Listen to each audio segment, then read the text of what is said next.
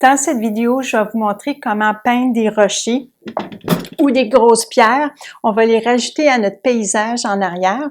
Puis, pour faire des rochers, c'est vraiment le fun. Je devrais plutôt dire plaisant. C'est vraiment le fun parce qu'on peut travailler les formes, les textures, les crevasses, les ombres et les lumières.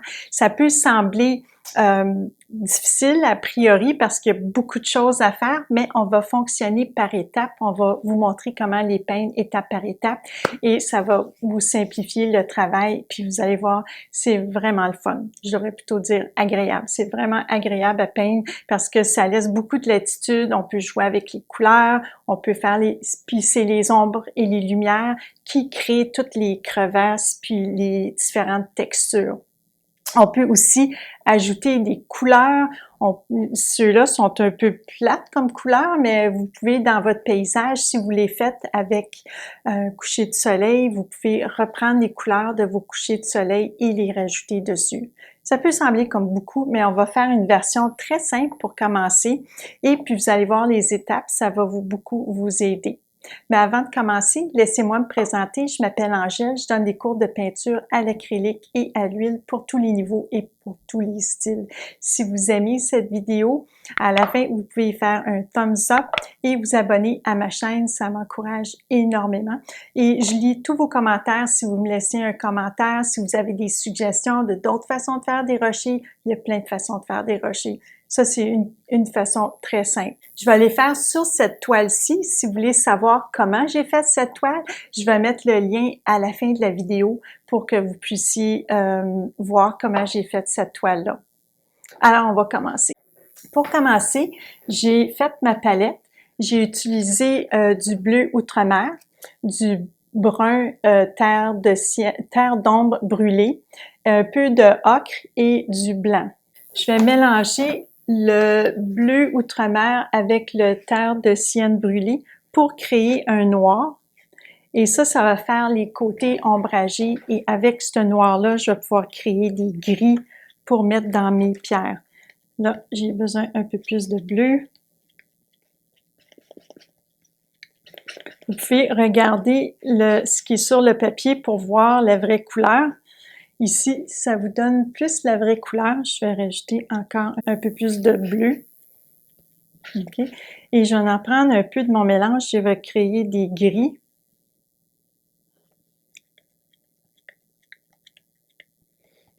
Ça vous donne un gris. Je peux faire un gris un petit peu plus foncé pour les tons moyens. Je vais faire aussi, plus vous avez de couleurs dans votre palette, plus la texture de votre rocher va être plus beau. Puis je vais me faire aussi un beige. Je vais mélanger mon terre d'ombre brûlée avec un peu de blanc. Et ça va me créer un peu un beige. Je vais commencer avec ça. Puis si je décide de rajouter d'autres couleurs, je vais pouvoir les rajouter. La première étape pour faire vos rochers, c'est l'emplacement et l'ordre de grandeur. J'ai pas vraiment de modèle sauf mes pierres ici. Comme vous voyez, il y a des pierres avec des surfaces plus arrondies. On peut avoir aussi des rochers qui sont plus carrés avec des côtés carrés. Et si vous allez aussi sur l'Internet, il y a plein de modèles de textures de rochers et de rochers. Je vais commencer pour placer mes rochers et donner l'ordre de grandeur. J'aime prendre un pinceau carré en soie de porc, un pinceau qui est assez dur pour être capable de pousser la couleur. Aujourd'hui, je suis à l'huile, mais vous pouvez vous servir de cette technique autant à l'acrylique. Je vais mouiller mon pinceau un peu et je vais placer mes rochers ici. Je vais organiser la caméra pour que vous puissiez mieux voir. Et la première étape, c'est leur donner l'ordre de grandeur. Puis je vais les mettre ici et j'aimerais ça aussi faire les reflets dans l'eau. Je vais les mettre à peu près de cette grandeur-là. Je vais créer la structure de mes rochers. Je leur donne la forme. Puis je vais le mettre plus à l'avant. Je vais m'en créer un autre ici.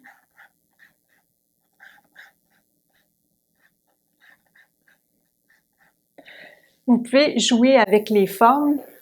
Vous pouvez leur donner la forme que vous voulez. Si vous avez un modèle, vous pouvez aussi recopier les formes qu'on voit.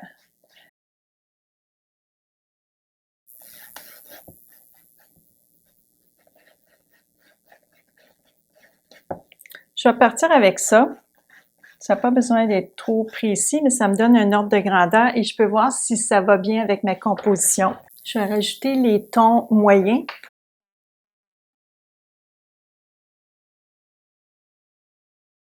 Et je donne le coup de pinceau dans la direction que je veux la pente de mon rocher descendre.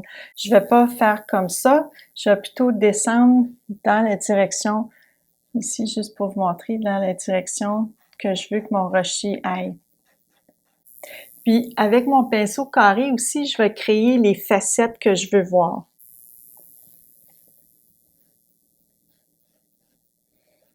Et je vais varier aussi les couleurs. Étant donné que ma lumière, c'est le soleil, ça arrive du haut, je vais mettre le côté soleillé vers le haut, je vais mettre les côtés ombragés droit et je vais mettre le côté soleillé du côté gauche.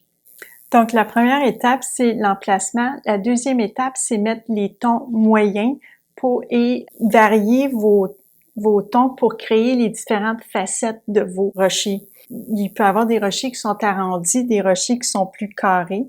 Je vais rajouter en troisième étape la lumière et on va après ça travailler un peu plus la texture. Donc ici, j'ai décidé que ma lumière venait d'en haut vers la gauche et qu'à la droite, ça serait plus ombragé. Donc je vais mettre un peu plus d'ombrage vers la droite.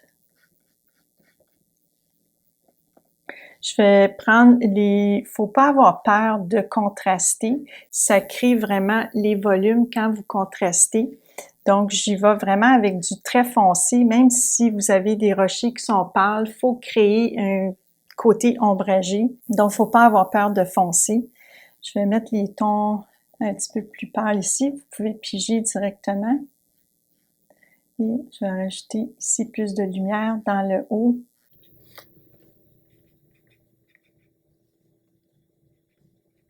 Oh, ça c'est une erreur. J'avais pas la bonne couleur. J'aimerais ça la mettre plus foncée. Je vais mettre un peu plus de brun dans mon gris foncé et je vais venir le foncer ici un peu plus.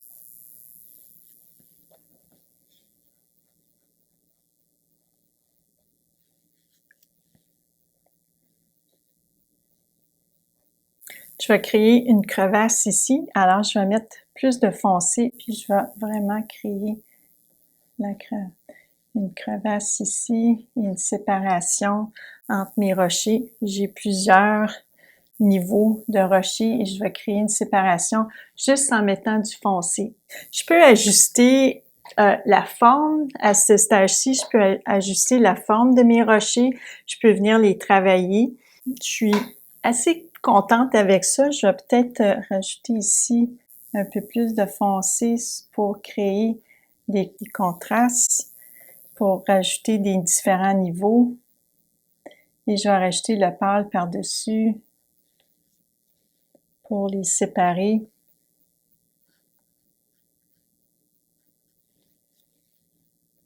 J'ai perdu mon niveau ici. J'ai tendance à faire les choses trop régulières, fait que je vais essayer de les repositionner pour que ce soit moins régulier. Une fois que j'ai placé mes rochers, que j'ai fait mes ombres et mes lumières et que j'ai créé mes facettes avec des tons foncés, des tons moyens et des tons pâles, je vais venir travailler la texture. Pour ça, je vais changer mon pinceau carré puis je vais aller avec un pinceau qui a qui est peut-être un peu plus petit. C'est encore un pinceau en soie de porc, il est carré. Puis, je vais pouvoir venir faire des textures en en tapotant le bout. Ici, j'ai fait assez foncé, je vais venir avec une couleur qui se contraste, une couleur pâle. Je vais peut-être rajouter mon ocre avec un peu de blanc. Je vais voir si ça fait avec le reste de ma toile. Je vais voir, on va le tester, puis si ça fonctionne, c'est parfait. Sinon, on va réajuster la couleur. Je vais prendre juste la peinture sur le bout de mon pinceau et je vais venir juste comme tapoter la texture à certains endroits, dans le haut. J'en ai peut-être un peu trop mis. Je vais revenir avec une autre couleur, juste pour créer des textures entre. Si vous faites, tous les rochers sont différents, il y en a une variété, les géologistes vont me châtier ici, je m'y connais pas trop en géologie, mais vous pouvez créer différents rochers. Avec le pinceau plus fin, je peux créer d'autres différentes textures. Et honnêtement, vous pouvez essayer les différents pinceaux pour voir quelle texture qu'elles peuvent créer sur vos rochers.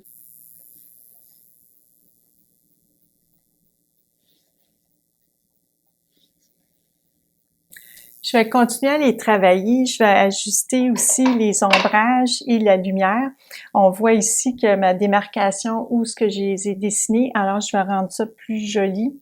Je vais prendre ici, mettre plus de lumière encore sur le dessus et venir corriger un peu.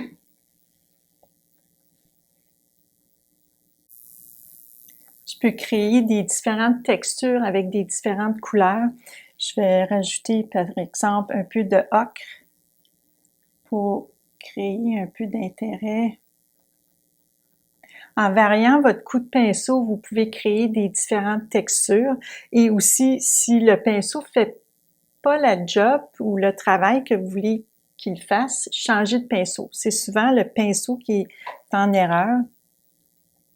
Ici, je vais mettre un peu plus de blanc. Je veux pas trop de blanc non plus, je veux pas que ça ressemble à de la neige, fait que je vais prendre un blanc qui est plutôt sale et je vais créer des textures pour que mes rochers ressortent.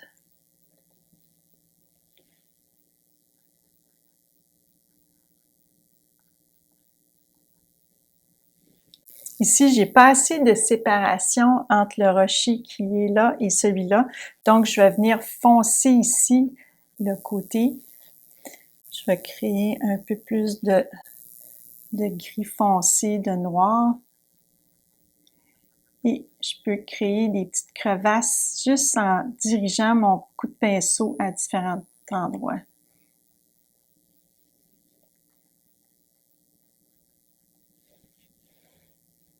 Faut pas avoir peur de contraster parce que c'est vraiment entre les pierres ou entre les rochers, la lumière se rend pas, donc il y aurait beaucoup d'ombrage ici. Donc, j'ai pas peur de contraster, ça donne vraiment une belle définition de vos rochers et ça va les faire plus en morceaux.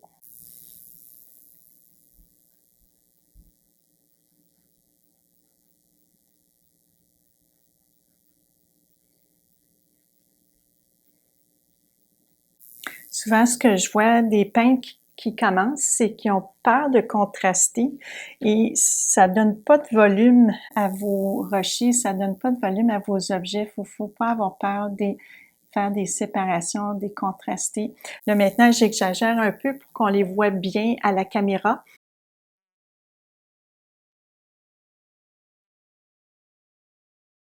Je dirais aussi que plus vous avez de couleurs, plus ça crée de la texture, ça crée de l'intérêt au rocher.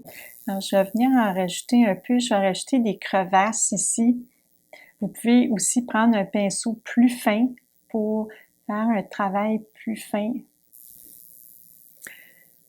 Donc, ça, c'est comment on fait des rochers. Donc, premièrement, l'emplacement, l'ordre de grandeur, mettre les formes en foncé en premier, les tons moyens, et après ça, vous pouvez rajouter les ombrages, la lumière. Vous pouvez créer des différentes textures avec les coups de pinceau. et vous pouvez rajouter autant de couleurs que vous voulez. C'est ce qui est agréable avec les rochers, c'est qu'on a toute une panoplie de rochers. Celui-là qui est à côté de moi, il y a même des nuances de pêche. Je ne sais pas si la caméra les voit. Il y a des nuances de pêche, de blanc, de jaune. Je pourrais rajouter ça à mes rochers. Si vous avez aussi la lumière qui reflète, un coucher de soleil qui reflète sur votre, c'est pas le cas dans ma toile, mais j'aurais bien aimé. On pourrait faire ça, reprendre les couleurs d'un coucher de soleil et les faire refléter dans nos rochers. Présentement, je suis sur l'eau, alors je pourrais faire des reflets dans l'eau de mes rochers. Alors, c'est l'effet miroir. Pareil comme j'ai fait pour mes arbres, je vais faire l'effet miroir. Donc, je vais faire le plus petit ici en avant. Je vais prendre mon foncé, puis je vais imiter les angles que j'ai faites ici, mais à l'inverse. Et je vais juste les placer comme ça. Je vais faire les reflets. Après ça, je vais venir adoucir mon reflet dans l'eau, mais je vais me concentrer à faire la forme en premier. C'est plus facile si vous les faites au fur et à mesure parce que vous avez déjà la même couleur sur votre pinceau. Mais je vais prendre la couleur ici, puis je vais venir les refaire dessus.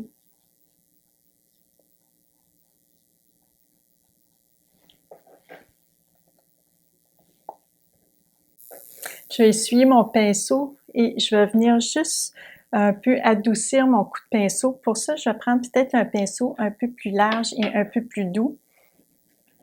Je vais prendre celui-ci, c'est un soie synthétique. Il est carré, mais il est plus doux. Puis je vais juste venir effacer un peu pour donner l'effet embrouillé de mon eau.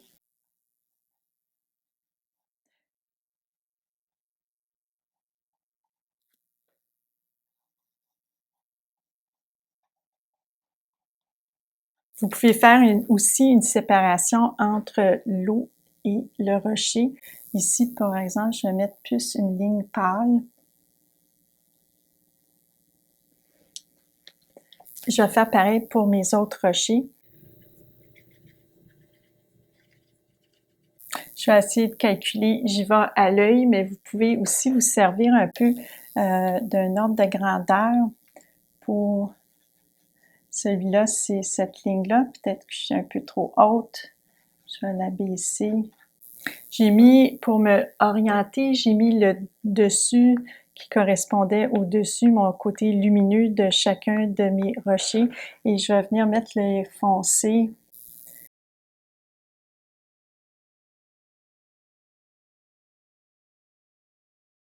Je verrai pas le dessus dans ma réflexion dans l'eau. Je verrai plutôt les facettes de mes côtés. Donc, je vais en enlever un peu ici.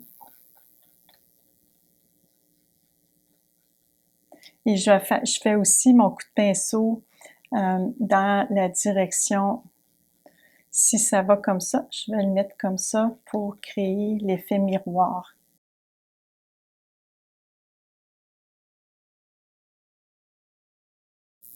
Je vais aussi faire une séparation plus évidente entre mes reflets des rochers et mes rochers.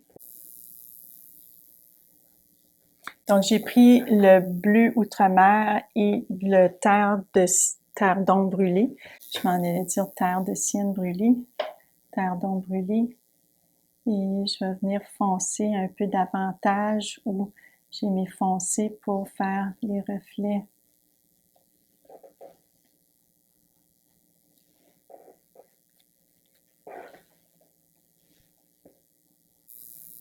Je vais prendre mon pinceau doux et je vais venir juste adoucir mon coup de pinceau. Je vais l'essuyer comme il faut avant pour être sûr qu'il est propre et sec. Ça va mieux avec un pinceau sec. Et je vais juste tout doucement effleurer pour donner l'effet que c'est dans l'eau. Je peux donner des coups de pinceau aussi, j'ai fait comme ça pour brouiller mes rochers dans l'eau et je vais donner des coups aussi avec le côté de mon pinceau pour donner l'effet de un peu d'eau brouillée. N'empêche qu'ici, c'est un lac très, très calme.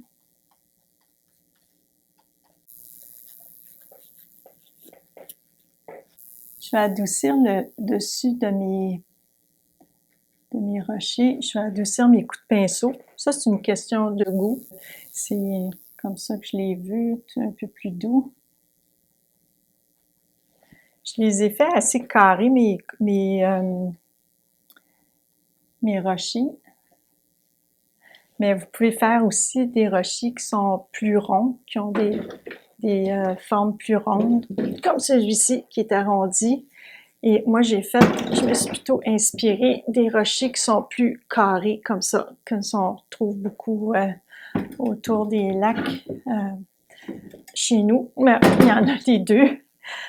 Je vais faire les rochers sur l'île et ça va faire une île plus complète. Je vais prendre les mêmes couleurs que j'ai fait pour mes rochers ici et je vais prendre des gris foncés et des gris pâles et je vais faire aussi en même temps, je vais faire les reflets dans l'eau, comme ça on a l'effet des reflets. Encore là, je n'ai pas peur de contraster et je peux travailler mes deux tant que je crée les deux dans le sens que je veux dire les reflets et mes rochers sur mon île. Je vais mettre mes couleurs foncées en premier pour créer la profondeur et aussi pour définir les formes de mes rochers. Je vais en prendre des différents dénivelés. Je vais utiliser des tons foncés et tons pâles, toujours dans mes tons de gris, de brun et de beige. Je leur fais des formes le plus aléatoires possible pour que ça a l'air réaliste. Je vais essuyer mon pinceau pour venir rajouter la lumière sur mes rochers.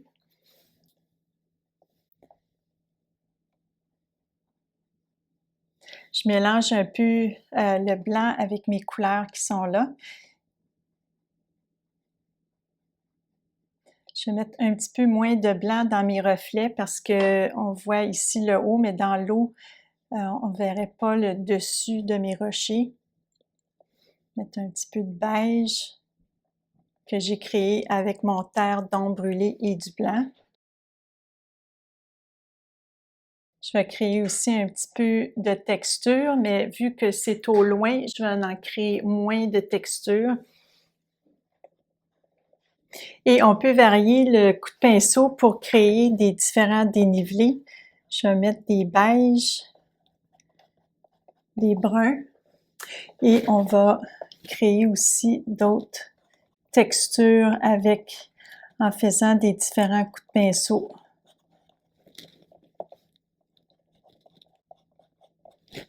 Je trouve que le gris complémente mieux la couleur de mes arbres, fait que je vais ajouter un petit peu plus de gris sur mes rochers, dans le haut et dans le bas. Je peux me servir aussi des pointes de mon pinceau carré pour créer aussi des petits angles. Je vais en faire un plus gros ici. Créer de l'intérêt. On va venir prendre des foncés. La caméra a arrêté de filmer quand j'étais en train de montrer comment faire la séparation entre les rochers et les reflets sur la rive. Et quand j'étais en train de faire les reflets plus doux, je vais le refaire, je vais congédier mon caméraman. J'aime faire la bordure avec un pinceau carré qui a une belle pointe, très précise. Et je vais mouiller un peu mon pinceau. Je vais prendre un blanc qui est sale. Souvent, les blancs qu'on a, je veux pas l'avoir trop blanc, mais je veux avoir quelque chose qui est un peu sale, une couleur que vous pouvez pencher dans votre gris ou quelque chose comme ça pour faire des couleurs. Vous pouvez aussi le faire avec du noir, c'est beau aussi. Et on fait juste un beau petit trait. On n'a pas besoin de faire un trait parfait, un trait qui est un peu défait dans le fond. Mais il faut que ça soit vraiment horizontal. Si vous la faites croche, ça fonctionnera pas ou penché. Ici, à cause de l'angle de mon chevalet, l'angle du chevalet fait que ça a l'air croche pour vous, mais elle est vraiment à l'horizontale, ma ligne entre les reflets et mes rochers. Et je vais ensuite prendre un pinceau doux, un petit pinceau doux, et je vais venir juste doucement frotter mes reflets pour qu'elles soient un petit peu plus floues.